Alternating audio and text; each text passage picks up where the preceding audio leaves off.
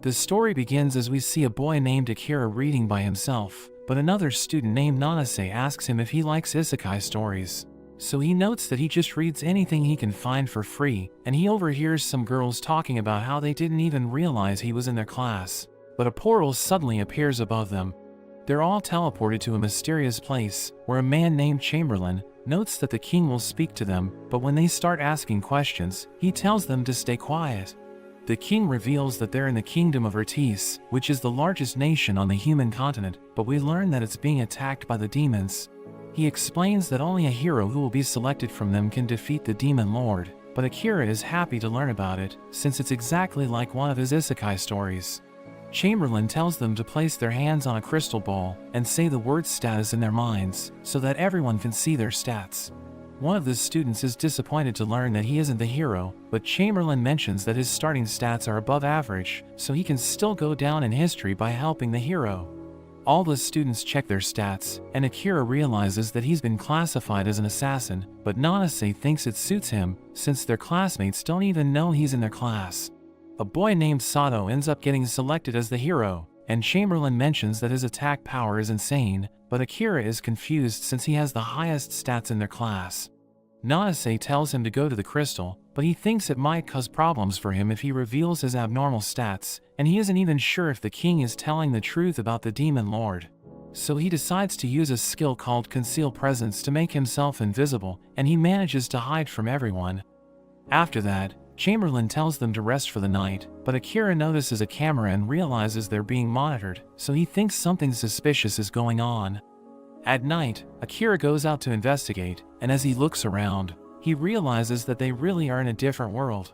He jumps onto a castle, and he's surprised by how athletic he is, but he hears the king talking with the princess, so he hides his presence and listens in. The king asks her if everything's going according to their plan, and she mentions that the students are from a world without magic, so they won't cause problems. He tells her to keep them out of the castle archives, since they can't have them learning too much, so Akira thinks they're up to no good. As he's standing behind the king, he thinks about how he can end his life immediately, but he decides against it and leaves. The next day, Akira wonders if he should tell everyone what he learned, but he doesn't know how to make them believe him. Sato notes that they got stronger after coming to the world, telling everyone he wants to use his powers to help the king, and they all agree with him. After that, they meet a knight commander named Saran, who notes that he'll be the one training them. He mentions that after 1 month, they'll go to a dungeon to test their strength, but he knows they have no clue about how the world works. Meanwhile, Akira continues his investigation, but Saran notices him, which surprises Akira, since he never turned off his Conceal Presence skill. He wonders if it wore off since it has reached its max duration, so Saran notes that his skill is still active, but he has special eyes that let him see the changes in temperature. Akira prepares to fight him, but Saran tells him to stay calm since he won't tell the king, which surprises him, and he asks Saran if he isn't on the king's side. So he mentions that the situation is complicated, and Akira tells him he wants to read the archives, since he knows nothing about this world. Saran asks him about the level of his Conceal Presence skill, so he reveals that it's maxed out, but mentions that his other skills are at level 1, and he has no idea how to raise them. Saran offers to teach him, and he mentions that Akira won't find what he's looking for in the archives, which makes him think about how excited he's been since coming to the new world. But he still needs to find a way to get back to his family, and Saran has no idea how he can return to his world, but he thinks Akira still needs to get stronger to survive. Akira doesn't like to accept help for free, so Saran notes that he can pay him by telling him stories about his world, since he wants to learn about it. After that, they begin their training, and Akira wonders if it will really help him increase his skill level.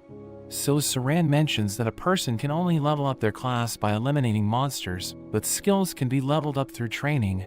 He mentions that in addition to humans and demons, there are also elves and beast folk in their world, but they all live on different continents, and Akira tells him about his world as part of their deal.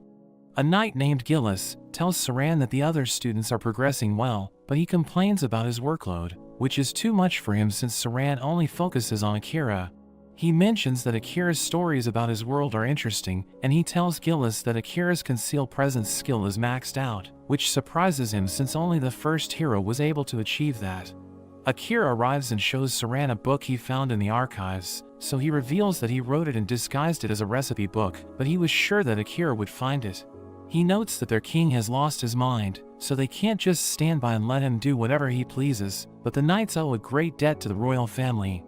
Akira notes that after he read the book, he realizes that Saran is looking for a peaceful end to the king's reign, but he thinks it would be easier if he just killed the king, since he has no ties to the world. He mentions that on the night they were summoned, he snuck into the king's study and had the opportunity to end his life, but he couldn't bring himself to do it. Saran thinks he made the right choice, since killing a man is a huge burden to carry, and he notes that even though Akira has been given the assassin class, he doesn't need to eliminate anyone. Akira agrees with him, since he knows that if he ended someone's life, his mother and sister would never forgive him. He asks Saran why he's looking out for him, so he explains that it's because he has high hopes for him, since instead of following what everyone is doing, he's using his mind to choose another path. He thinks that only someone who has endured a lot in life can do that, and Akira tells him he's the first person to praise him, but he asks Akira to help him with his coup in exchange. After a month, Saran leads the students to the dungeon, but Akira is surprised to see the number of people who have come to see them off.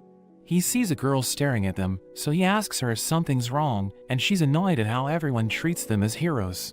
She reveals that a lot was sacrificed to summon them, but he has no idea what she's talking about, so she notes that they'll speak again when he discovers the answer on his own. As they reach the dungeon, they start defeating the monsters, but they start to get overwhelmed, so Akira suggests retreating, and Saran thinks it's a good idea. He uses his divine sword to clear a path, and they rush to the exit, but they run into another group of monsters. Sato remembers the smoke bomb he was given to keep the monsters away, and he tries to use it, but he's shocked to see that it only made them stronger. Gillis and Akira catch up to them, and Gillis is shocked to see a minotaur attacking them, while Akira immediately rushes towards it. He dodges its attack and tries to stab its neck, but his sword shatters since its skin is too tough, and Sato tries to help him. But Akira tells him to stop since his arms are broken, and he notes that it's his job as the hero to protect them, but Akira tells Sato that they can take care of themselves. He starts to lose his mind since he thinks he has failed as the hero, and Akira tells a girl to use Dispel on Sato while he goes to fight the Minotaur. He notes that he plans to use his secret skill since he needs to fight with everything he's got, so Saran tells him to wait for his signal. Saran's body starts glowing, and he hits the Minotaur with a lightning strike, while Akira activates his shadow magic. The Minotaur tries to hit Saran with its axe, but Akira stabs it with his shadow spikes, and he starts reeling it into the darkness. He manages to cut off its head, but he starts to lose control over his magic, so Saran calms him down.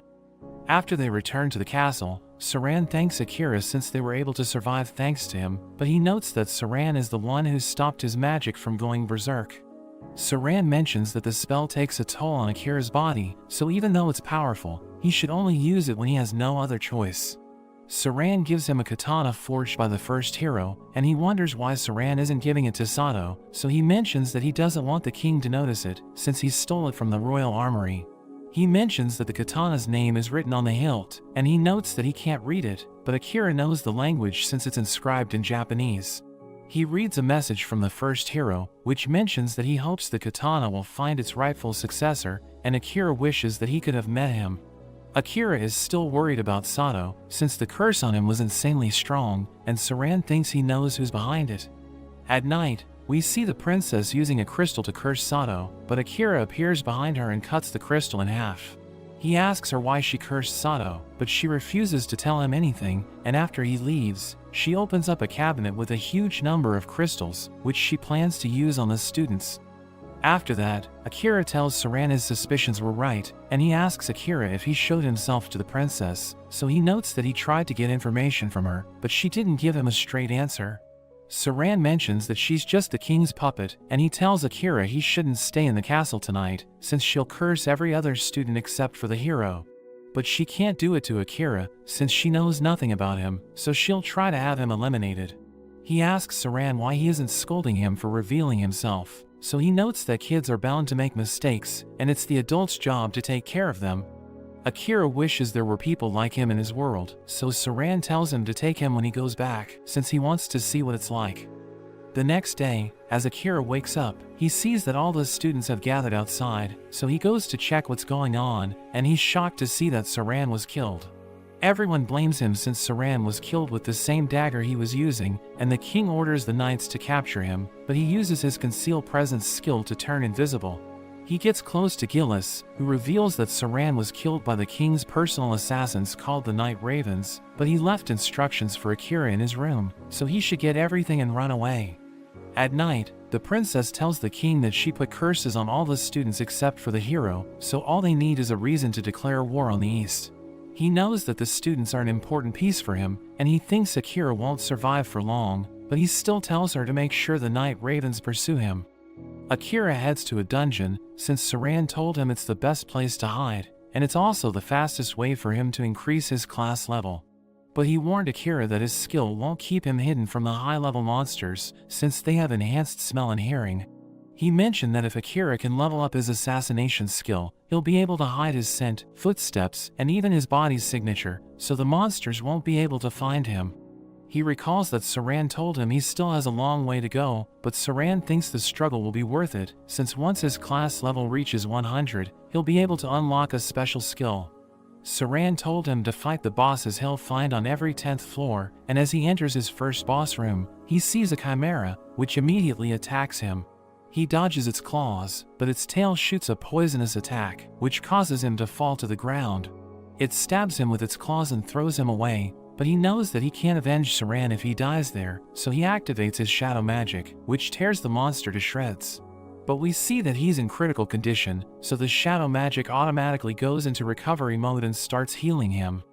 Meanwhile, Sato thinks they should go to fight the Demon Lord, but the others disagree with him, telling him they're still in shock since Akira killed Saran.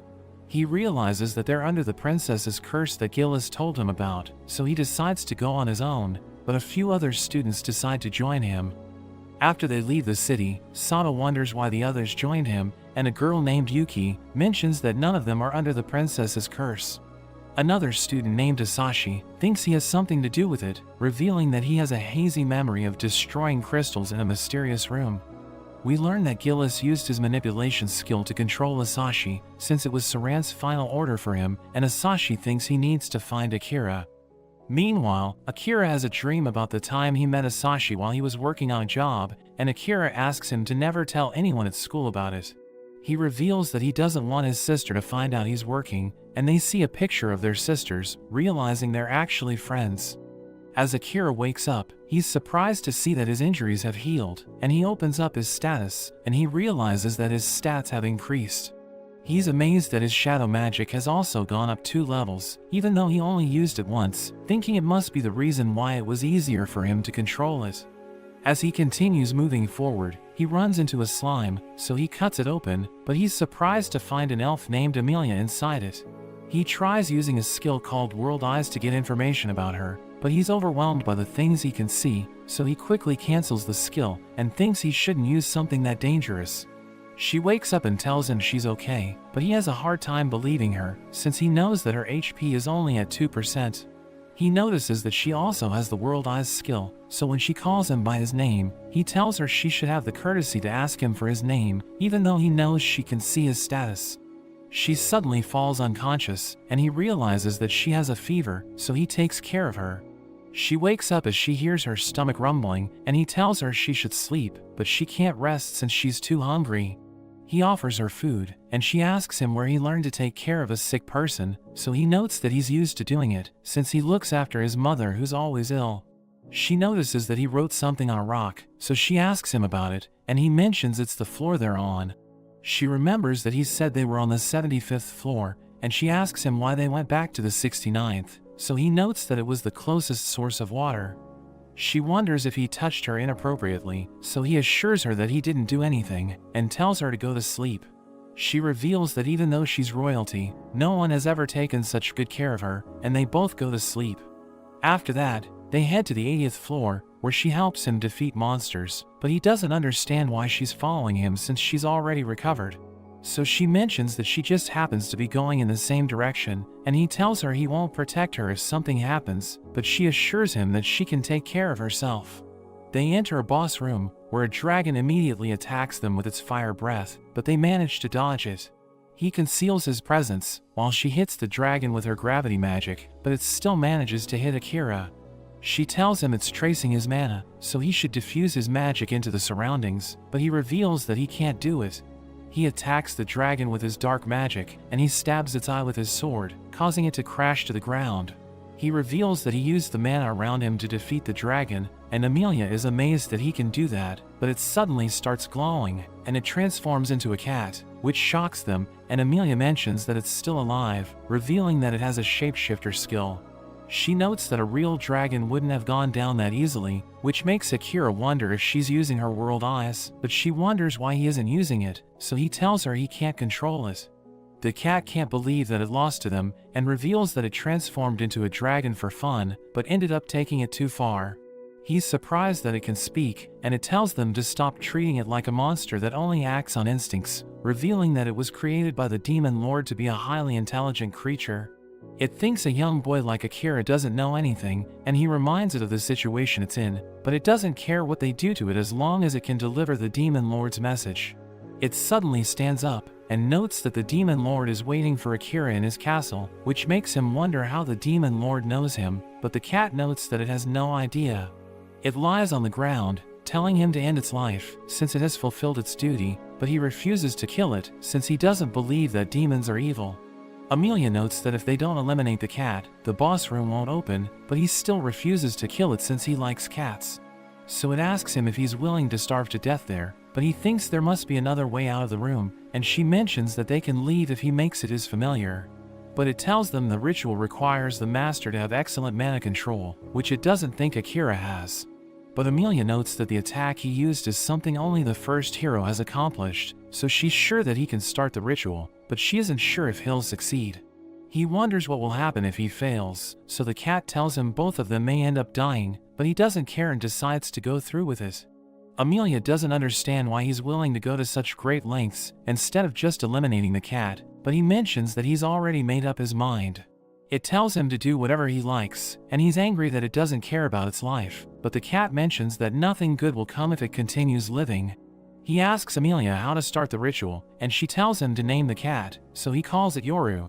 She tells him to pour his mana into it, and she warns him he won't be able to stop once he starts the ritual, but he assures her that he won't die. As he begins pouring his mana, he suddenly finds himself inside Yoru's mind, and he sees it destroying a town. He tries to stop it, but it hits him with an energy beam and tells him to eliminate it, or his soul will perish there. It hits him with its claws, and his real body also starts to bleed, which makes Amelia worry. He throws knives at Yoru, and it thinks he has finally started to fight seriously, so it starts to transform, but he allows himself to get stabbed by its claw. He tells Yoru he won't eliminate it, and he knows that it doesn't want to kill him as well, so it tells him that it's a monster's instinct to hurt other races, but he knows that it's sick and tired of living that way. He tells Yoru he'll look after it, and make sure it doesn't cause such destruction again, which calms it down, and he succeeds in forming a monster pact. As Akira wakes up, he puts a hand on Yoru, which changes the symbol on its body, and Amelia mentions that it means their souls have been linked. It pledges its loyalty to him, and a teleportation circle appears in front of them, so he thinks about moving forward. But he knows that Yoru is still injured, and it notes that the circle won't disappear until they go through it, so they should wait for it to recover. Amelia suggests talking with each other to pass the time, and Yoru agrees with her, since it's a chance for them to get to know each other. Meanwhile, Sato and the others arrive at a town, but they're surprised to see that it looks just like Japan. They put on new clothes and enjoy the food, but Sato notes that they should discuss the situation, and he mentions that the first thing they need to do is find a job. So Nanase thinks they should register in a guild and become adventurers, and Sato agrees with him, telling everyone they also need to gather information about this world. One of them, named Daisuke, wonders if there's a book on how they can get back to their world, and Sato thinks the only way to do it is to defeat the demon lord. He notes that the king and princess must know how to send them back, since they were the ones who summoned them, and he thinks they can negotiate with them if they defeat the demon lord. He mentions that they should go to the demon lord's continent as soon as possible, but Asashi disagrees with his plan, and thinks they should stay there until they meet up with Akira. He thinks that Akira is stronger than all of them, so it would be foolish to challenge the demon lord without him, but everyone has different opinions about him. They tell Sato to make the final decision, and he thinks Akira won't team up with them, because even though they've been in the same class since kindergarten, Akira still doesn't recognize him. He knows that only the hero's holy sword can defeat the demon lord, which means they need teamwork to pull it off, but Akira won't be interested in it since he's stronger than they are. He thinks they should only work with Akira once they're as strong as him, and he decides to stay there to wait for Akira, but only if the monsters in the area are strong enough to help them train. In the dungeon, Amelia reveals that she had to run away from her hometown, and when they caught up to her, she used her gravity magic to break the cliff and get away from them. She fell into the river and ended up washing up on a shore, where she was swallowed by a dark slime. She saw Akira when she woke up, and she doesn't mind what happened, since it led to her meeting with him, but he tells her she needs to go back and sort things out. He knows that her little sister has a problem with her, so Amelia should talk it out with her, but she thinks it isn't possible. He tells her about the time he bought a new phone for his sister, but she got angry since she didn't want him to work harder just to buy her stuff, so their mother told her it's because he loves her. He tells Amelia that even if they fight with their loved ones, they're still family at the end of the day, and he wishes that he could see his mother and sister, but he refuses to go back until he avenges Saran. A dark energy appears around him, but he manages to snap out of it, and Yoru tells him to control his bloodlust. They mention that they've also heard about Saran, and Akira uses his gloves to play with Yoru to try and lighten the mood. He starts petting Yoru, who tells him to take this situation seriously, because if one of them is eliminated, the other will die as well. But they can communicate with each other no matter how far apart they are, since their souls are already linked. Amelia is jealous hearing this, so Akira notes that there's nothing she can do, since Yoru is his familiar. As they prepare to go through the circle, Amelia notes that she heard rumors that it will take them to wherever one of them wants to go. But she doesn't care where they get teleported to as long as she's with Akira, who wonders if it can also return him to his world, but he dismisses the thought, since it isn't the right time for him to go back. They end up getting teleported to the land of the elves, which shocks Amelia, but there's an elf that shoots at her. So Akira protects her, and he quickly gets close to the elf, threatening to kill him if he doesn't stop. The elf tells her she doesn't have a place there anymore, so she should just run away again, but Akira knocks him out. He notices that they've already been surrounded, and Amelia's sister Rose declares that she will make Amelia pay for the sin that she committed. In a flashback, we see Amelia going on a walk, and she's impressed when she sees Rose training with the knights, where she manages to disarm them, but her attendant reminds her that she's the one who will be their next leader. But her fiancé Liam ends up wanting to call off their engagement. Rose tells Amelia it's because she's a child of Blight, and she ends up being accused of an unforgivable sin. In the present, Akira wonders about what Amelia did, so Rose reveals that she was poisoned by her, but Amelia swears she thought she was giving her a potion. Rose tells Akira to hand Amelia over, and she uses her mesmerize skill to control him. Amelia gets angry, telling her sister to undo her spell, so that Akira can decide what he wants to do for himself, and Rose is surprised seeing Amelia angry at her for the first time, but Akira reveals that he wasn't affected, and Yoru notes that the skill doesn't work on those who are above her level. Rose doesn't believe that Akira is stronger than her, but he tells her to drop Amelia's false charges, because he knows she isn't the type to lie and deceive. Rose orders the other elves to kill Akira, so he prepares to fight, but the king suddenly appears and tells them to stop. Rose is surprised to see him since he's supposed to be away, and he asks her what's going on. All the other elves speak for her, mentioning Amelia's crime, but the king can see that Rose charmed them all with her mesmerize skill, so he tells her to release them from her control. He promises to make things right with Amelia, but he tells Akira to leave, and Amelia mentions that Akira was the one who saved her. He tells her it doesn't matter, because the other races are forbidden to be there, so she decides to leave as well, but he doesn't allow it, since she's the one who will one day take his place. Akira mentions that Amelia can decide what to do for herself, and he even threatens the king. The king sees that he had the skill to defeat Liam, so he challenges Akira to a duel, where the winner will decide what happens. He nominates Rose to fight in his place, and decides to do it in front of the holy tree. As they head over, Amelia apologizes for getting Akira involved, but he says it was his own decision. He wonders why they called her a child of Blight, so she explains the legends that mention that when twins are born, and one is different from their parents, they are said to bring calamity to the land in the future. Yoru notes that the legend was long dismissed as a superstition, so he thinks Rose bringing it up was just out of jealousy for her, and Akira mentions that he thinks her hair is beautiful. They reach the holy tree, and Akira decides not to use his concealed presence so that everyone can see when he wins, but Amelia warns him that Rose is the strongest swordsman among the elves. Akira is surprised she's praising her, so she notes that they used to be close, and she still sees her as her precious little sister. As they prepare to fight, Rose can't believe he isn't drawing his sword, so he notes that he doesn't want to accidentally kill her. The king tells them to start, and Rose immediately attacks, but Akira is able to avoid her sword, and he pushes her away. She thinks he's toying with her, so she enhances her sword with her wind magic and blasts him with it, but he manages to get out of the way. He gets close to her and sweeps her leg, knocking her down, and he asks her if she's had enough. He mentions how Amelia praised her, hoping they can work things out, but she notes that Amelia stole everything from her. She continues her attack, pushing him back, but her magic starts to go out of control, so Akira orders Yoru to protect Amelia. In a flashback, we see Rose admiring Amelia's hair, but after Amelia's class was identified as a legendary spirit medium, she received all the attention. She insists on taking back what's hers, and Amelia tells her she needs to stop. Liam gives her an item to help, and she uses the branch of the holy tree to purify the entire area. All the soldiers are released from Rose's mesmerize, and she thinks it's all over for her, so she prepares her final attack. Akira realizes the people behind him won't survive if he dodges it, so he activates his shadow magic and manages to devour the wind, but as it's about to consume Rose as well, he calls it back, and it ends up covering his body. Rose refuses to lose, but he blocks her attack and sends her flying. She thinks Amelia and Liam are there to laugh at her, since they broke her mesmerize so easily, but Amelia mentions that Liam was never under her control. She doesn't believe her and tells her to punish her however she likes, but the king suddenly admits that he was the one that was wrong.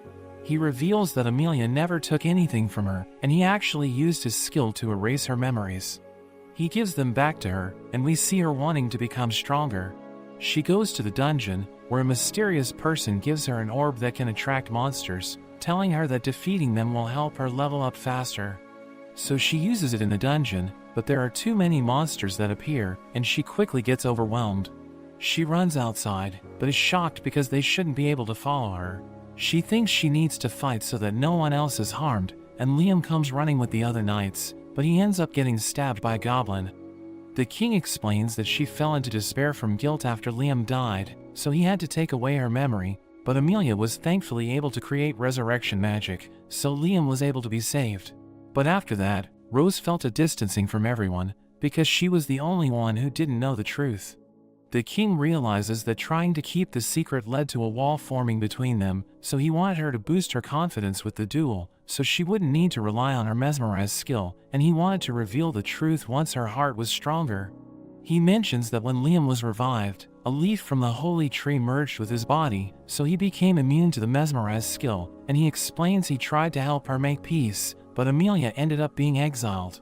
Rose can't believe that she mistook everyone's concern for pity, and made even her sister who always looked out for her enemy, but Amelia tells her she was always a kind person, and they seem to all finally be able to make up. After that, they have a feast, and Akira reminds the king that he was the winner, so Amelia is free to do whatever she wants. The king wonders where he will go next, so he mentions that Yora told him about the Beastmen continent, because it's a good place to acquire and maintain weapons, and Amelia decides to follow him wherever he goes. Meanwhile, we see Sato and the others on a ship, and he apologizes to Asashi for not being able to wait for Akira, but we learn that they're also headed to the Beastmen continent to improve their weapons. Rose tells Amelia to return anytime she wants, while Liam asks Akira to take care of her, and the king notes that the soldiers will escort them to the port. He mentions that kidnappings have been reported along the coast lately, but Amelia tells him not to worry, since Akira will protect her. As they ride the carriage, Akira asks Yoru why he was silent when they were with the king, so he explains he didn't want to cause any problems. He reveals that his senses are still linked to the Demon Lord, but he's free from his control, and he notes that the Demon Lord wants to meet Akira. Amelia thinks he wants to befriend Akira, and Yoru reveals that he finds Akira interesting since he was able to surround himself with shadow magic during the last battle.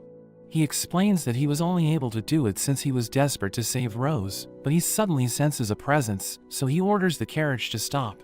They see bandits following them, and they tell everyone to tie themselves up, threatening to kill a girl if they don't cooperate. The elves realize that they're the kidnappers everyone's talking about, and they recognize Amelia as an elven princess. So they realize they hit the jackpot, and think their Lord Graham will be happy when they offer her to him. Akira uses his skill to knock them out in an instant, and tells the elves to tie them up, while Amelia frees their hostage. An elf mentions that he heard about their boss Graham, revealing that he's a royal in the Beastmen continent, and Akira tells the elves to take the kidnappers back to the palace. Akira's group reaches the port, and he notes that he wants to get stronger so that he can avenge Saran. Yora tells him there's a labyrinth in the port city where he can grind to increase his level, but it will take a few days to reach it, so they should just relax for now. Amelia is having a good time since it's her first time traveling by ship, but she realizes that Akira is busy reading books. He reveals that he got them from her father as a parting gift, but she's upset since he isn't enjoying the trip with her, and after some time, they finally reach the port city. Akira realizes that the humans are working for the beast folk, and as he walks around the city, a group of beastmen tells him to give Amelia to them. But he refuses to cooperate, so they threaten to beat him up, thinking he doesn't stand a chance since he's just a human. So he realizes that the beast folk look down on humans, and they prepare to attack him, but he uses his shadow magic to blind them. He walks past them, and we learn that he didn't crush them since he didn't want to cause a scene, but Amelia realizes that the beast folk are afraid of Yoru. She wonders why they fear him, so he notes that there's a reason why black cats are welcome on this continent, but we see a man hiding as he watches them. They eat dinner in a hotel, and prepare to go to bed, but Amelia mentions that she wants to sleep beside Akira. He tells her they should sleep on separate beds, but Yoru knows what she's up to, so he leaves them in the room, telling them to enjoy their time together. She takes a shower, but when she returns to the room, she realizes that Akira is already asleep, so she kisses him and tells him to sleep well. But we learn that he's just pretending to be asleep, since he doesn't know what to do in this situation. The next day, Yoru returns to Akira, and thinks he had a good time, since he's slept beside Amelia. Yoru tells them to prepare since they're about to meet someone, and a smith named Crow visits them, as Yoru reveals that he talked to him last night.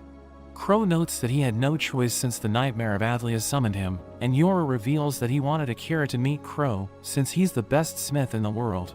He looks at Akira's sword, and realizes that it's overused, but he notes that he can fix it with the right budget and materials. So Akira promises to give him what he needs, and notes that he also wants assassin tools, but Crow thinks Akira isn't worthy to wield the weapons he'll make, since he lacks the experience.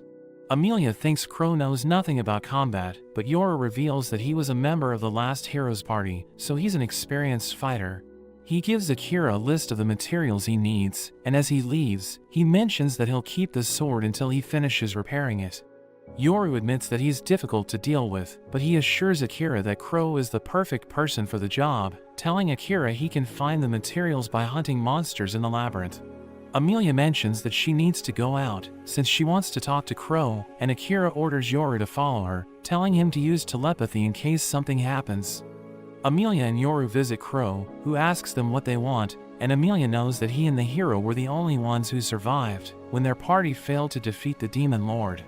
He mentions that they had an elf who didn't make it, so he thinks she's there to scold him for abandoning his comrade, but she believes that he survived because he's a capable fighter. She tells him to teach her how to fight, but he mentions that he won't accept disciples, since the ones he trained ended up as failures, but she promises not to fail him. She explains that she wants to get stronger, since she wants to stay by Akira's side, but she knows that she's nothing compared to him.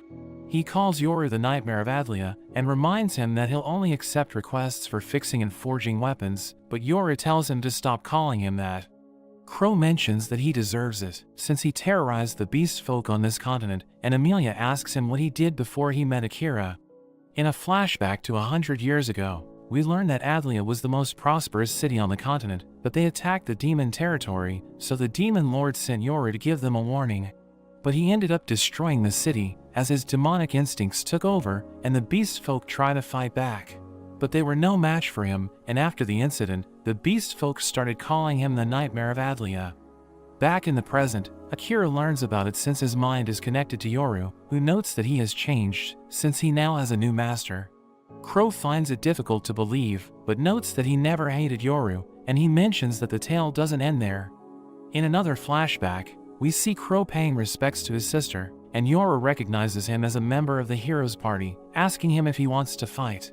But he explains that he doesn't hate Yoru, since the Demon Lord was just using him, and Crow notes that he wasn't the one who killed his sister. He reveals that she tried to rescue the people trapped in Adlia, but Graham was afraid that Yoru would return to finish them off, so he ordered his men to kill them. We return to the present, as Crow reveals that he didn't get revenge, since he knows that his sister doesn't want him to go down that path. But Amelia mentions that she feels sorry for his sister, since he's using her as an excuse for his cowardice. She reveals that she was the same before she met Akira, because she turned back on herself and thought she was doing it for her sister, but he helped her realize how wrong she was. We see Akira looking for the labyrinth, when monsters suddenly appear and start attacking the city. The people run for their lives, and Amelia crushes the monsters with her magic, while Yora helps the civilians escape. But the man who was watching them appears, and she recognizes him as the person who tricked Rose. He introduces himself as Orem, and reveals that the Demon Lord ordered him to spare her, before summoning the monsters to surround her. We see Akira as he takes out a monster, but Yora tells him that Amelia was kidnapped, and notes that she was taken to the labyrinth. So he decides to go there, and cuts down the monsters in his path, but he realizes that there are too many of them. So he orders Yora to stay back, and he uses his Shadow Helm magic, which targets all the monsters in the area.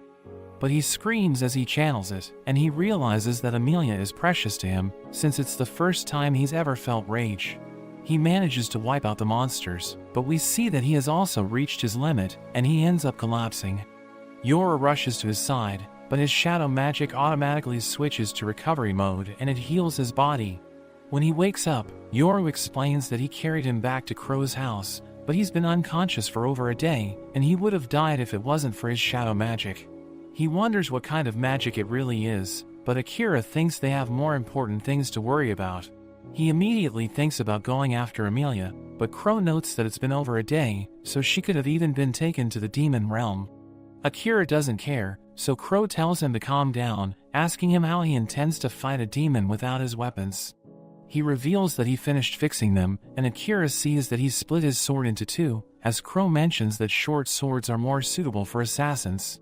He also gives Akira a ring, which was crafted by a previous hero, and he explains that it can guide him to whatever he's looking for. So he tries it out, shooting out a red beam, and Yora notes that it's still pointing to the labyrinth, so Amelia hasn't been taken to the demon realm yet. Akira instantly heads off, and Yora tells him not to be so reckless again. Meanwhile in the labyrinth, we see Orem as he mentions that demons have a spell to control monsters, and it seems it can also be used to immobilize elves.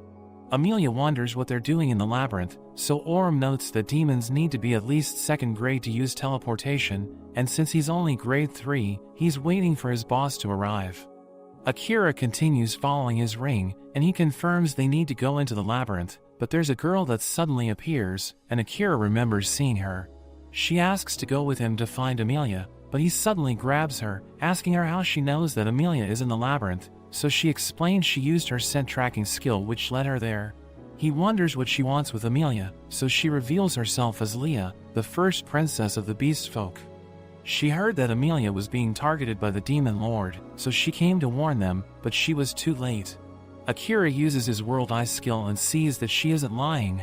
He also asks about her Spirit Barrier skill, which surprises her how he knows about it, but she explains that normal barriers must be placed in static locations, while her Spirit Barrier can be placed on moving objects, including people. She swears to be useful, and she thinks they can't let the Demon Lord get his hands on Amelia's resurrection magic, so Akira allows her to come with them. Meanwhile, Amelia also learns about what the Demon Lord wants with her, but she thinks that demons already basically can live forever, so she wonders why they're interested in her resurrection magic, but Orem isn't sure, since he's just following orders. As Akira heads to the labyrinth, he wonders what Leah was doing in Ratisse when he first met her, so she mentions that she was looking for her family, who were abducted by a dark slime. She explains she was adopted by the royal family, but before that, she lived in a small remote village. There was a dark slime that just appeared one day, and it ended up swallowing up everyone. Akira thinks it's the same thing that happened to Amelia, and Leah explains that the royal family adopted her for her skills as a protector. She then looked into the incident as a princess, and it's what led her to Ratis. It turns out it wasn't just her village, and there were many humans and beast folk that went missing. They all ended up being used as sacrifices to summon the heroes, which is why she doesn't like them. Akira notes that he was also one of the ones who was summoned, but she doesn't blame him, since she thinks the king and the princess were the ones responsible. Akira mentions how he also doesn't believe he was summoned to stop the demons, and Yoru confirms that it was a lie, because the demons haven't made any advances in over a century. They arrive at the labyrinth, and we learn that they need to defeat monsters on every floor to go deeper. Akira thinks about using his shadow magic, but Yoru tells him to conserve his energy, mentioning that he can fight instead, but he worries about losing control of himself, so Akira tells him not to worry, because he's there to watch over him. He instantly transforms, and he starts going wild, crushing through the monsters. He starts to lose control, but Akira manages to connect with him and calm his mind. They talk about why everyone hates the demons, so Yoru mentions that the first demon lord did attack the other races, and it became a notion that the demons were the root of all evil, but Yoru notes that not all demons are like that. Akira thinks it's a shame, but mentions that if the demon lord is behind Amelia's abduction, he won't show him any mercy. They eventually make it to Amelia, and Orem is impressed that they got there so quickly. Yoru notes that he has reached his limit, but Akira thanks him for getting them there. They prepare to fight, and Leah casts her barrier on Amelia. She apologizes to Akira for getting him involved, but he notes that he's just doing what he wants. He tries to attack Orem from behind, but it doesn't work, and he ends up getting hit instead. Despite Akira's attacks, Orem easily dodges everything and stabs him again. Leah can't believe it's going through her barrier, so Yoru notes that Orem's spear is enhanced with concentrated mana. Orem thinks he should end things, but Akira activates his shadow magic. It consumes his own blood from the floor, and he summons shadow beasts to attack, and while Orem is distracted, he manages to land a decisive hit. Orem is brought to his knees, but Akira seems to also be reaching his limit. Orem starts playing his flute, which draws out a number of monsters to attack Akira.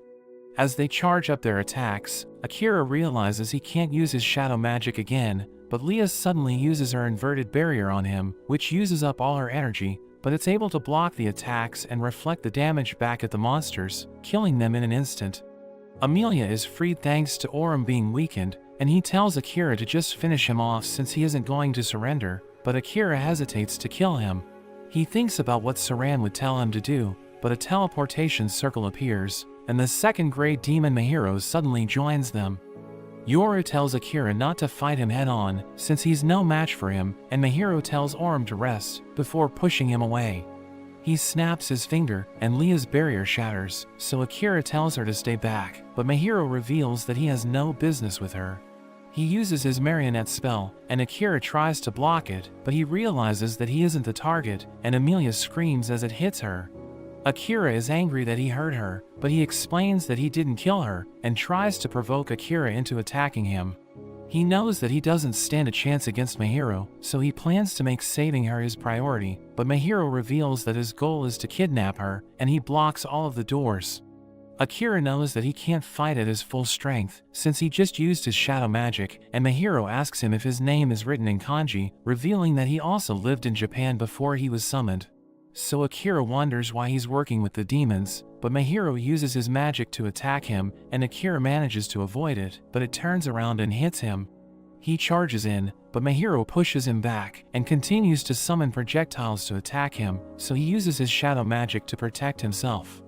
Mahiro notes that his magic is interesting, but he knows that Akira is running out of mana, and he thinks it's a shame, since he wanted to see him at full power. He prepares to attack again, so Akira realizes he's in trouble, but Yoru joins the fight, and he tells Mahiro that he no longer serves the Demon Lord. He tells Akira he wants to nullify their pact, and notes that he'll put everything on the line to defeat Mahiro, but Akira is against his plan. Mahiro has no idea what they're talking about, but he decides to wait for them to finish their conversation, since he thinks it's the last time they'll be talking to each other. Akira tells Yoru that they can fight together to defeat him, and Yoru transforms into Saran, revealing that it's the only form that can rival Mahiro. But he tells Akira that he can't maintain his form for long, so they need to end the fight quickly. Mahiro attacks them with his magic arrows, so they jump away, and Yoru summons a giant hammer of light, while Akira realizes that it's extending the shadows, so he thinks they can win the fight. Mahiro creates a huge barrier to block the hammer, and summons lightning bolts to attack Akira and Yoru, who run towards Mahiro to dodge them. Akira surrounds his body with his shadow magic, and starts attacking Mahiro, who defends himself with a magic blade. Akira struggles to keep up with him, but Yoru charges in, and they attack Mahiro together. Akira thinks that if Saran were still alive, they would have enjoyed fighting together, but Akira is sad since he knows that it will never happen. They start to overwhelm Mahiro, who ends up getting hit, and Yoru notes that his shapeshift is about to wear off, but Akira is confident that they can defeat Mahiro with his next move. Mahiro snaps his finger, and Akira thinks he's out of mana since nothing happened, but he suddenly gets stabbed from behind. He realizes that Mahiro controlled Amelia, who cries as she sees what she has done, and Akira falls to the ground. Amelia apologizes for stabbing Akira, who tells her it isn't her fault, and Yoru returns to normal as he realizes that Mahiro used the marionette spell to control her. He explains that the spell draws out the target's latent power and even buffs them with his stats, which explains why she was able to hurt Akira. He passes away, but a voice mentions that his body has entered recovery mode, and a light suddenly surrounds him. Mahiro uses his spell to attack him, but it has no effect, and Akira's body instantly recovers.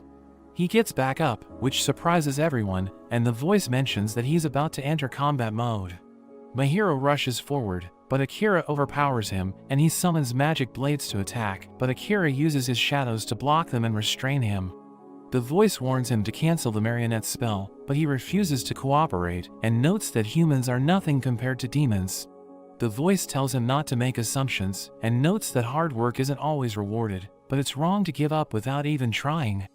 Mahiro becomes upset and creates magic needles to attack Amelia, but Akira suddenly returns to normal, and he sees that she's in trouble, so he protects her with his body. But the needles disappear before they hit him, as everyone realizes that Crow dispelled Mahiro's magic. Mahiro can't believe he's still alive, since beast folk only live a century longer than humans, and he notes that he's no longer as powerful as he used to be, but he still hasn't lost his edge. Mahiro believes him since he was able to dispel his magic in an instant, so he creates a teleportation circle and leaves with Aurum. Leah notes that she wasn't expecting Crow to come, and Akira asks him if he knows about Mahiro, but he just tells Akira to rest, and he suddenly collapses. Akira wakes up, and Yoru tells him he's been out for 3 days, but he's glad that he woke up by Amelia's side. He thanks Crow for saving them, but he asks him about Leah, so Crow reveals that he sent her back to the royal palace. He tells Akira's visitors to come in, and he realizes that it's Sato and the others, but he wonders what they're doing there.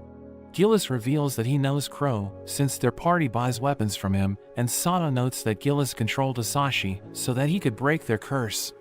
Akira asks Gillis if it's okay for him to be away from the palace, so he explains that he's no longer a knight since he was fired, saying the king saw their order as a nuisance. Asashi wants Akira to join them, but Yoru is against it, since he thinks he's the only partner Akira needs. Asashi starts arguing with him, but Akira tells them to calm down, and explains that he's glad their party is doing well, but he asks them about their plans. Sato notes that they want to defeat the Demon Lord, but Yoru knows that they don't stand a chance, and Yuki mentions that she doesn't like him, since he's been bothering them. So Akira tells him to let him talk to them alone, and he asks them why they want to defeat the Demon Lord, so Sato explains that it's to convince the king to send them back to their world. They ask him to fight by their side, even though they know that he's stronger than them, but he thinks the king will never negotiate with them, since he uses curses to control people, and even killed Saran. Sato admits that he has a point, and asks him if there are other issues, so he recalls how human lives were sacrificed to perform the summoning ritual, but he decides not to tell everyone about it. They ask him how he plans to go home, so he explains that second-grade demons can create teleportation circles, and he thinks there's a chance that they can take them back to their world. He plans to go to the demon lands to hunt Mahiro down, and notes that he needs to do something before that, but he tells them he doesn't need their help, since they'll only get in his way. After that, Gillis leaves to discuss their order with Crow, and everyone's upset that Akira doesn't want to join them, but they're determined to prove themselves to him. Akira sees Amelia staring at the ocean, and she tells him she's afraid to be separated from him, knowing he'll return to his world. She apologizes for stabbing him and tells him she feels guilty for hurting him, but she's glad she left a scar on him since he'll remember her wherever he goes. She thinks it makes her a terrible person, but he tells her she's important to him, and he takes out his sword, as he explains that the couples in his world wear rings when they get married. He cuts his ring finger and confesses his feelings to her, so she hugs him and tells him she also loves him. She wants him to be loyal to her and never leave her side, and he promises to fulfill her wish, so she immediately kisses him. We return to Sato and the others, as they wonder how they can prove themselves to Akira, and a girl named Tomoya mentions that she heard about an annual festival in a nearby town. She notes that a beauty pageant is part of that festival, but the winner always goes missing, and there are rumors that they're being sold on the black market. They think Akira might change his mind if they capture the person responsible for it, since he'll stop seeing them as dead weight, and Sato notes that it's worth a shot. They head to the town with Akira and Amelia, and they tell her she can win prizes by joining the pageant, so she decides to participate. They see a demon named Lottie, who's arguing with a receptionist, since demons aren't allowed to join the pageant. She thinks the rules are racist, but Akira finds it hard to believe that she's a demon, since he can't sense her powers. Amelia approaches the receptionist, who recognizes her as a princess of the elves, so she allows her to participate.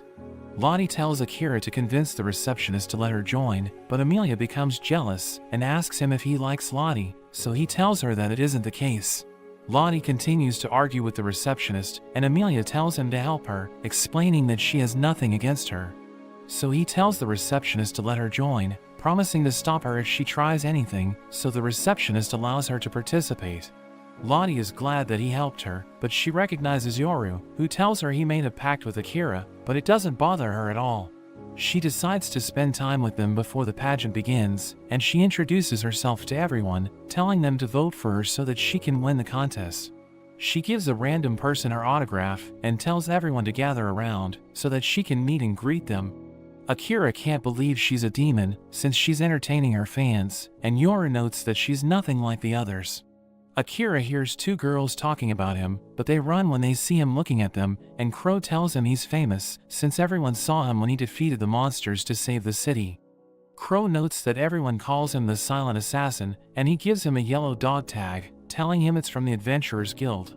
He tells Akira that he's been promoted to yellow rank as a reward for defeating the monsters, and Amelia reveals that she's silver rank, which is higher than yellow.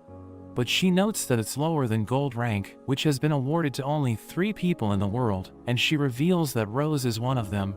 Sato and Asashi tell him they're also yellow rank, so he can talk to them if he wants to learn how to make a living as an adventurer, but Amelia leaves to try the food at the festival. Akira orders Yoru to go with her and take out anyone who tries to make a move on her, so he watches her as she talks to the other candidates. Akira wonders why Crow joined them, since he doesn't seem to enjoy festivities, and he tells Akira he has a little sister, but she isn't the reason why he hasn't exacted revenge. He notes that he has simply grown too old, but Akira tells him he still looks young, so he explains that beast folk age in a different way, revealing that he has already lost a lot of his powers. He mentions that killing Graham won't be easy, since he has mercenaries guarding him at all times, and Crow notes that Amelia was targeted when she entered the country, since Graham sold the intel to the demons.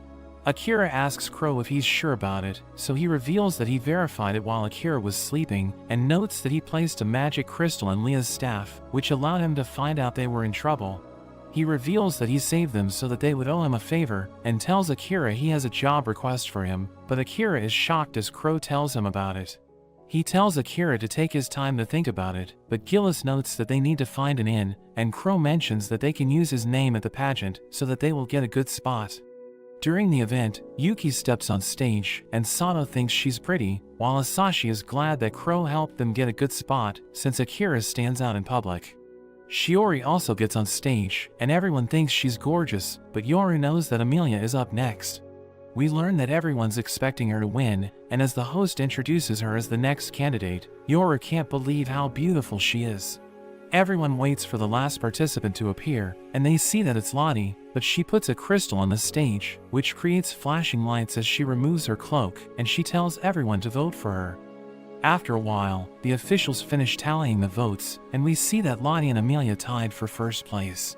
Lottie notes that she tried everything, but she still couldn't beat Amelia, and Akira tells her to be proud of tying with Amelia, but she wonders if he's starting to like her. So he tells her he only has eyes for Amelia, and she mentions that she'll win the pageant next year, but Yora notes that her father won't be happy if she draws too much attention. She mentions that she doesn't care, revealing that she ran away from home after she had a fight with him, and Akira asks Yoru who her father is. So he reveals that she's the Demon Lord's daughter, which surprises everyone, and we see Graham watching them, as he mentions that he smells a good deal in the making. Akira checks Lottie's stats, and realizes that it's insane, but Amelia tells him she knew it all along, telling him to use his world eyes more often, since there are people hiding their strengths. Gillis reveals that they've arranged for their lodging, but he wonders if they need an additional room for Lottie, so she notes that she'll just camp outside, since she knows that humans are afraid of her. That evening, Akira wonders why Amelia needs to return tomorrow to claim her prize, and Sato notes that it's because the prizes weren't prepared on time.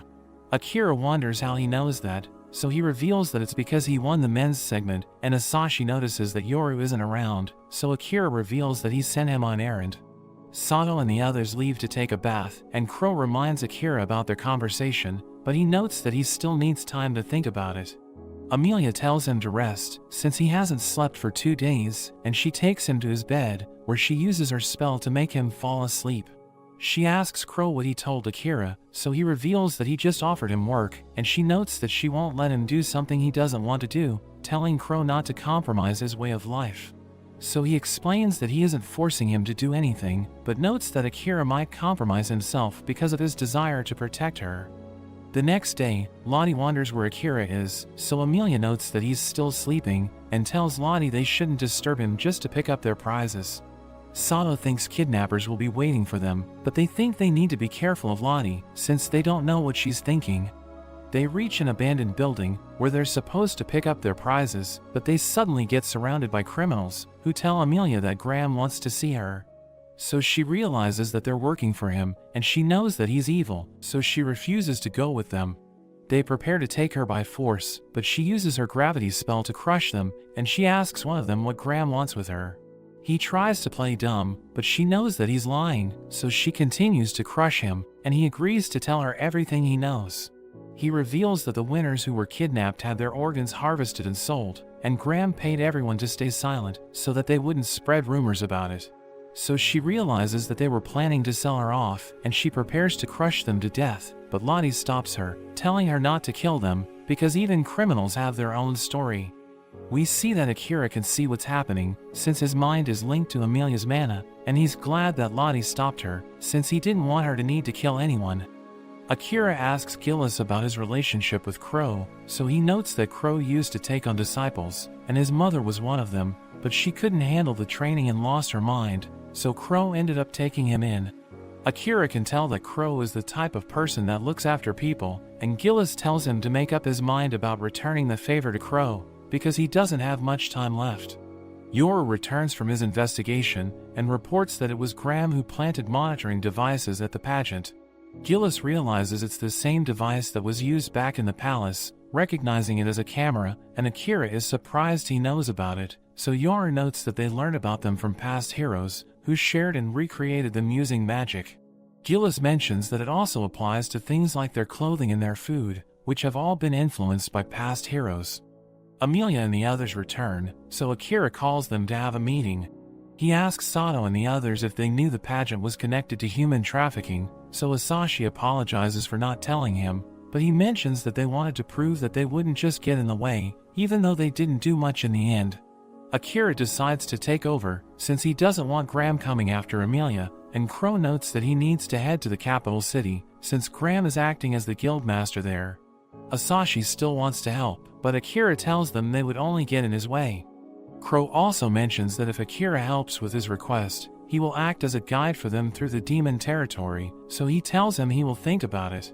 The others make a plan to go ahead and wait for him on the outskirts of the demon territory, so Crow suggests an old safe house his party used in the past. After that, Amelia goes to talk to Crow, and she tells him to stop burdening Akira, but she also asks to become his disciple. She notes that since she's being targeted, she wants to become stronger so that she doesn't end up forcing Akira onto a path just to protect her, and Crow considers it since he thinks she might be able to handle his training. Gillis and the others see Akira off, and he hands him a bag. He notes that when Akira packed his things as he was leaving the palace, he left it behind. Akira wonders what it is, but Gillis isn't sure, but he notes that it was prepared by Saran, so he thinks it will come in handy. Asashi tells him to stay safe, promising to have gotten stronger by the next time they meet, and they all watch as he heads off. We see Amelia exhausted from her training, and Crow notes that she's his only apprentice who has ever made it to the third day, but he expected this since she's a person that he admired. Akira wonders what he means, so he mentions how she seemed like she was out of a legend, since she created magic that repelled monsters and even resurrected the dead, and later on, when he was asked to help name Leah, he even used part of Amelia's name as inspiration. Akira wonders why he was hard on Amelia when he first met her, but he found her more down to earth than he had imagined, and after training her, he can tell she's the real deal. He mentions teaching her the first hero's counterspell skill, which can negate any magic just by observing it, but it requires first learning an ancient language, which is incredibly complex, with each character carrying magic that can shatter a person's mind if they aren't careful, but Amelia was able to create her own comprehension skill to learn it. Akira wonders how Crow was able to learn it, since it's so difficult, so he mentions that time was on his side. He explains that beast folk have a lifespan twice that of a human's, and his mother took strange drugs while she was pregnant with him, so his life is even longer. Akira thinks he was lucky, but he is actually tired of living, but he can't die until he has avenged his sister, so Akira realizes he's had it rough. We see Yoru preparing to investigate the capital, but he runs into Lottie. She wonders where Akira and Amelia are, so he mentions he went ahead to gather information, and she suddenly decides to join him since it sounds fun. When Amelia wakes up, she finds that they have arrived in the capital city of Urek. Crow mentions he will go to prepare their lodging, telling them they have time to look around and meet up with Leah at the central fountain. Akira and Amelia decide to have a date, and Akira tells her to eat as much of the food as she wants, as a reward for studying the ancient language so hard every day. She wishes they could be like this every day, but Akira hesitates as he thinks of something, but she tells him not to worry, because she's about to become stronger, so he won't need to worry about her anymore. They meet up with Leah by the fountain, and she's happy to see them again. She acts as their guide around the city, and she takes them on a boat ride. They see the palace in the distance, and Leah mentions that everyone is waiting to meet them there, because the king has prepared a banquet for Amelia. Akira thanks Leah for saving his life back when they were fighting Orm, and he asks her about her inverted barrier spell, because it reminded him of Crow's magic. She's flattered hearing this, but she notes that she's nothing compared to Crow, and she's shocked when she finds out that Amelia is learning Crow's inversion spell. She also thinks that Akira's shadow magic was incredible, but he isn't so sure about it, since his body just moved on its own. After that, they meet with King Igsum, and he notes that even though Leah is adopted, she's still his daughter, so he thanks them for saving her. He also has a request for Akira, but Akira tells him it will depend on what it is. The king's guard captain doesn't like his attitude, but the king calms him down and mentions that the request is just a simple assassination. Akira immediately refuses, but when he hears that Graham is the target, he becomes interested. The king explains that Graham was once their chancellor, but they drove him out to be the guildmaster instead, but now he just uses mercenaries to do whatever he wants. The king thinks he's going to end up destroying the royal family's prestige, but Akira doesn't care about a reason like that. The king offers to trade their protection for the task, but Akira notes that he can protect himself, saying that he doesn't need someone that's weaker than him to guard him. The captain thinks he's too full of himself, and Amelia prepares to defend Akira, but he offers to prove himself so that they can see he isn't delusional, and the king agrees to having him duel the captain. They prepare to fight outside, but Akira throws away his swords, and notes that he'll be fighting with his assassin tools instead. The king starts the fight, and the captain instantly charges at him, smashing the ground to throw rocks at him, but he manages to avoid them. He dodges the captain's next attack, throwing his kunai to catch his leg, but the captain pulls him in. He manages to jump away, thinking it's time to end things, and as he charges in, he destroys the captain's weapon in an instant and holds his blade to his neck. The king is shocked at the result, and Amelia tells him not to question Akira again, but he also comments on their relationship, thinking it's cruel since they have such different lifespans. After that, Akira meets up with Crow at their hotel, and Akira is impressed that it's so fancy, so Crow notes that the owner owes him. Amelia tells Akira that the bed is huge, so she wants to lie down with him, but he turns her down. He starts reading a book, and Crow mentions that Akira reminds him of a person that he once knew. They had an insatiable thirst for knowledge, always reading books, and they ended up being considered a sage. They were a master of both sorcery and the sword, and Akira is shocked to learn that he's talking about Saran. Akira mentions how he wants to avenge Saran, so Crow thinks that their goals align.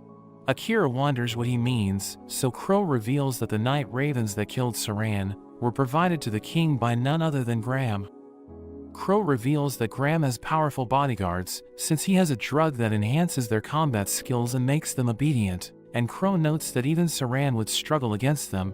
He notes that Graham's clients are demons, and he gives them the people he kidnaps to get materials from the demon realm, which he uses to create the drug. The next day, Leah apologizes to Akira, since she couldn't stop the king from asking him to do his dirty work, so Crow realizes that the king also wants Graham dead.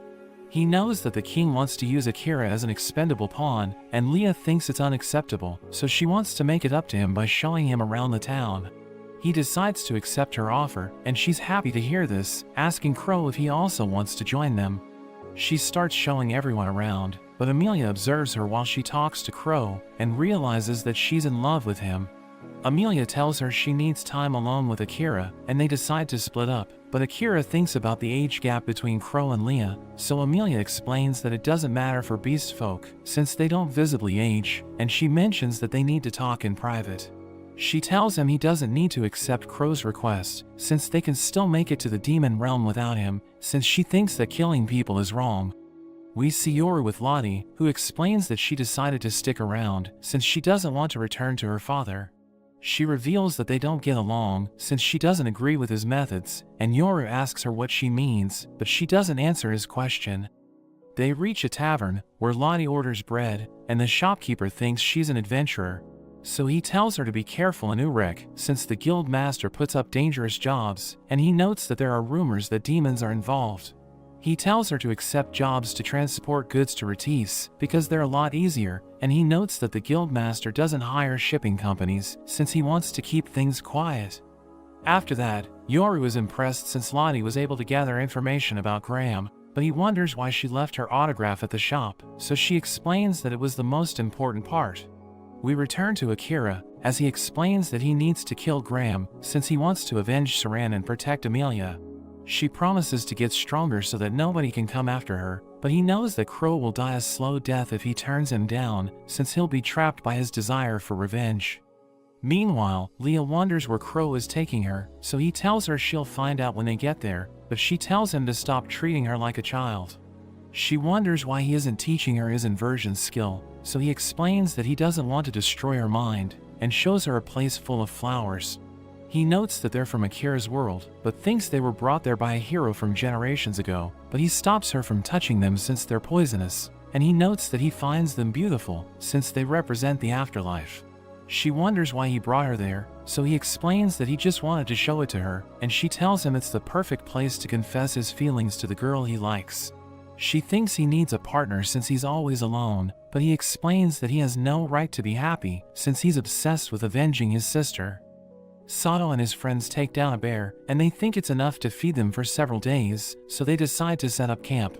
Sato notes that Akira always ignored him when they were in Japan, but Asashi thinks he just didn't register in Akira's head, since he doesn't remember a lot of people.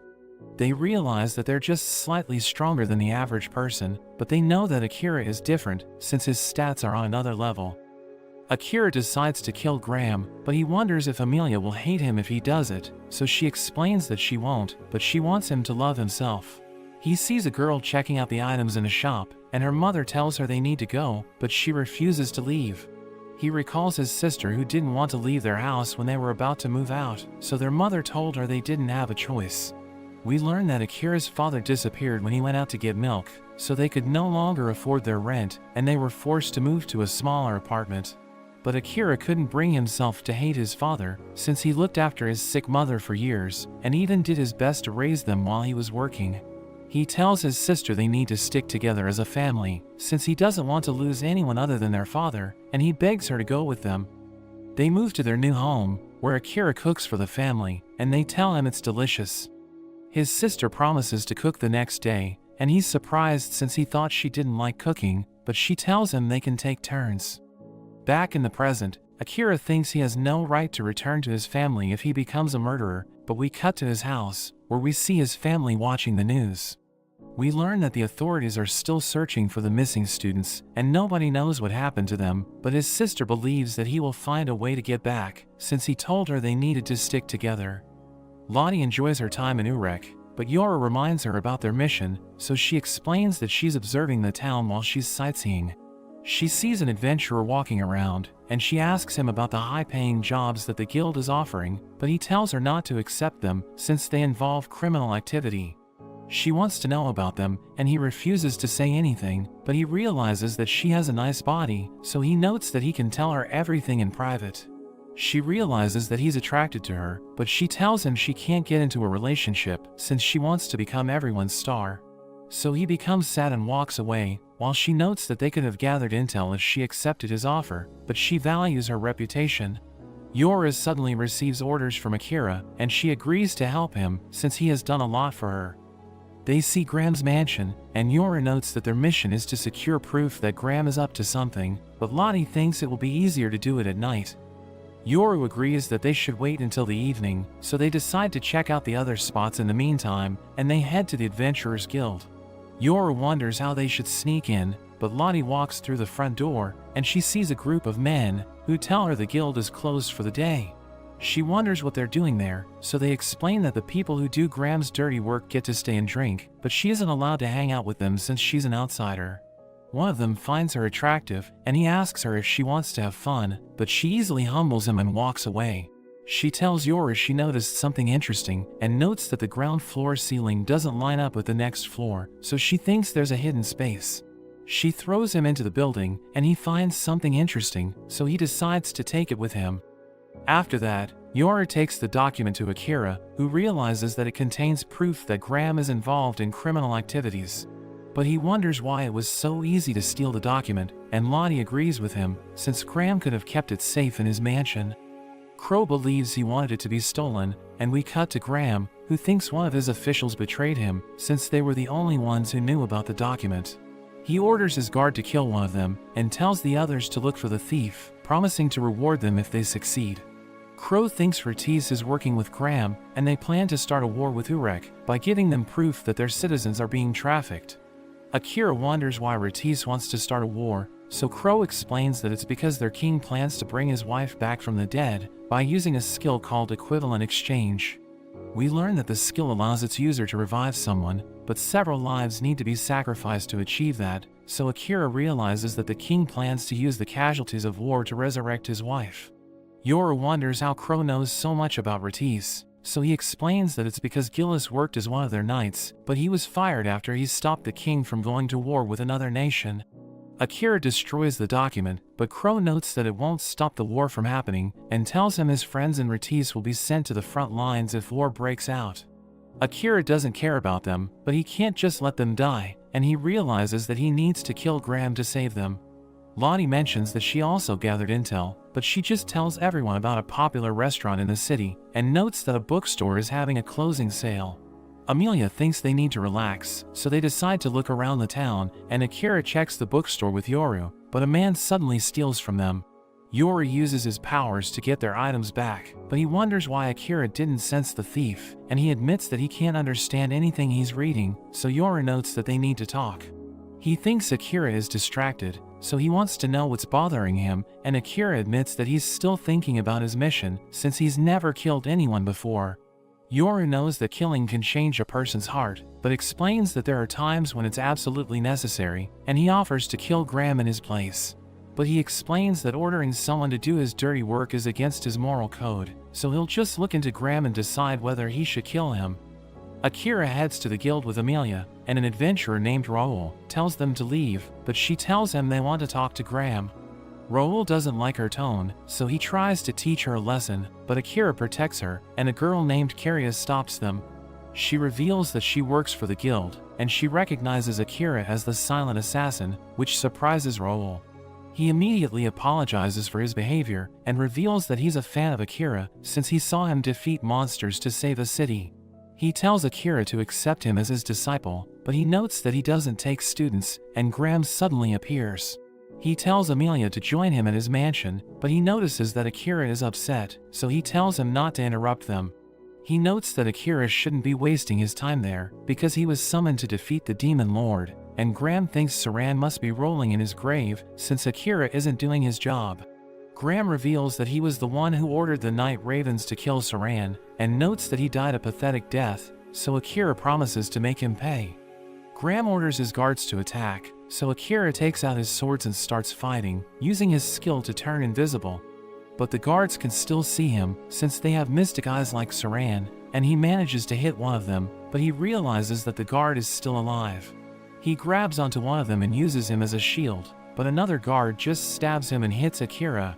Amelia uses her gravity magic on the guards, but they immediately recover, so Akira tells her they need to retreat.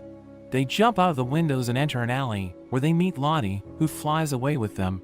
She takes them to Crow, and notes that she needs to go, since she doesn't want to see Akira kill Graham. He tells Crow everything that happened, and explains that he can't defeat Graham's guards, since there are too many of them. Crow warns him that Graham will do everything to hunt him down, so he realizes that he needs to make up his mind, and notes that he needs time to think about it. We see Graham as his subordinate reports to him, and we learn that they're looking for Amelia, so that he can sell her to the demons. He forces his guards to fight for his amusement, and they end up killing each other, but he thinks it doesn't matter, since he can easily replace them as long as he has his drug. He knows that after he sells Amelia to the demons, he'll have the materials he'll need to mass-produce the drug, and he orders his subordinate to command the guards while he sleeps. We return to Akira, as he realizes that he really needs to kill Graham, but he suddenly sees an orb, and he recalls that Gillis gave it to him. It suddenly activates, and he sees a recording of Saran, who tells him to respect life, so that he can face his family after he returns to his world. Saran tells Akira not to think about avenging him, and notes that revenge is a fool's errand, but Akira cries since he has already made up his mind. He hopes that Saran will give him a good scolding someday, since he has decided not to listen to him, and he tells Crow he'll kill Graham. Amelia tries to stop him, since she knows that he doesn't want to kill anyone, but he tells her to forgive him for what he's about to do. Yora sees him off, and offers to help him out, but Akira notes that he needs to do it alone. He heads to Graham's mansion, where he takes out the guards, but he sees a hitman who also wants to kill Graham. He recognizes Akira as the silent assassin, but he doesn't want him to steal his target, so they start to fight. Akira blocks his attack and disarms him, but the man tries to stab him with his hidden knives, so Akira breaks his leg, and the man gets stabbed by his own sword. Akira finds Graham sleeping, and he still hesitates to kill him, but he takes out his sword and finishes the job. After that, Akira returns to his friends, and he tells Amelia he was able to kill Graham, so he's now a real assassin. He thinks he's an idiot since he could have killed the king of Ortiz to save Saran, and he notes that he isn't the same person he used to be, but Amelia tells him it's okay. She hugs him and tells him she won't leave him no matter what happens to him, and he notes that he might turn into a monster in the future, but he thinks he'll be able to keep going as long as she's with him. Yoru mentions that he has decided to dedicate his life to Akira, so he'll always stay by his side, and we see Lottie watching them, as she notes that she'll settle things with the Demon Lord eventually. Akira prepares to leave with his friends, and Crow mentions that he'll join them since Akira fulfilled his request, so they prepare to head for the Demon Realm. Akira thinks about how he has no right to return to his world after what he did, but he's willing to kill anyone who gets in his way, so that he and the others can make it back. But that's where this video ends. Remember to like and subscribe to the channel. Thanks for watching, and I'll see you next time.